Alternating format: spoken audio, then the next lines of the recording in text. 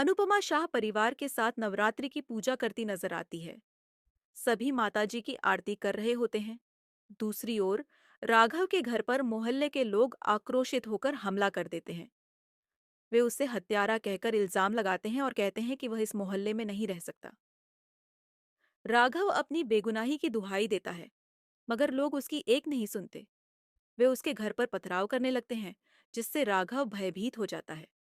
इधर शाह परिवार में पूजा की रस्में जारी हैं। राघव जब हिम्मत कर बाहर आता है तो लोग एक पल के लिए सहम जाते हैं, मगर फिर वे उस पर टूट पड़ते हैं और उसे बेरहमी से पीटने लगते हैं।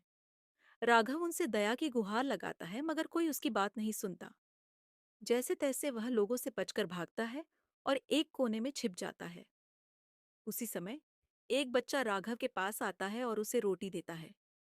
बच्चे की अच्छाई देखकर राघव भावुक हो जाता है, लेकिन तभी बच्चे की मां चिल्लाते हुए आरोप लगाती है कि राघव उसका बच्चा उठाकर भागने वाला था। अनुपमा पूजा समाप्त कर शंख बजाती है और तभी शाह परिवार को बाहर हो रहे हंगामे की आवाजें सुनाई देती हैं। अनुपमा जब बाहर आकर देखती है तो दंग रह जाती है।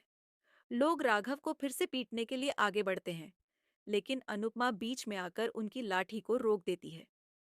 अनुपमा गुस्से में कहती है कि लाठी नीचे करो।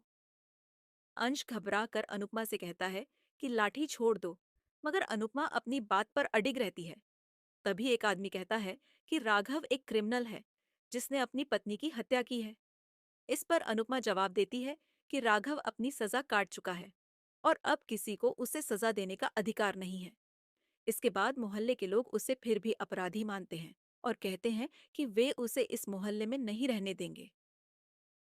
अनुपमा सभी को समझाने की कोशिश करती है, मगर वे नहीं मानते। तभी एक महिला आरोप लगाती है कि राघव उसका बच्चा लेकर भागने वाला था, लेकिन बच्चा खुद सच बताता है कि राघव तो उसकी मदद कर रहा था। अनुपमा कहती है कि जब एक बच्चा राघव की अच्छाई को देख सकता है, तो बड़े लोग क्यों नहीं देख सकते? मगर मोहल्ले के लोग उसे अब भी स्वीकार करने से इनकार कर देते हैं। दूसरी ओर प्रेम अपनी माँ की यादों को जलते देख दुखी हो जाता है। राही उसे सांत्वना देती है और कहती है कि यादें दिल में होती हैं, जिन्हें कोई नहीं जला सकता। इधर लीला अनुपमा से कहती है कि राघव को घर में नहीं लाया जा सकता। अनुपमा स्पष्ट करती है कि राघव निर्दोष है और उसे कानून द्वारा निर्दोष साबित किया गया है। मगर लीला और पाखी अनुपमा के फैसले के खिलाफ खड़े हो जाते हैं। राघव खुद को बोझ न बनने की बात कहता है और जाने की कोशिश करता है, लेकिन उसकी हालत बिगड़ जाती है। अनुपमा उसकी मदद करने का फैसला करती है। वह कहती है कि एक माँ की तरह वह राघव का साथ देगी। लीला विरोध करती है, मगर अनुपमा स्पष्ट करती है कि यह उसका घर है और वह राघव को अनु की रसोई में ले जा रही है। मोहल्ले वाले ताने मारते हैं, मगर अनुपमा उनकी बातों को नजरअंदाज कर देती है। इसके साथ ही एपिसोड समाप्त हो जाता है। आने वाले एपिसोड में देखने को मिलेगा कि राही सभी को जेल की तस्वीरें दिखाती है और मोटी बा राघव को पहचान कर परेशान हो जाती है। कैसा लगा आज का एपिसोड? हमें कमेंट करके जरूर बताएं।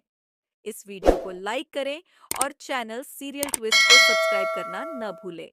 Thanks for watching.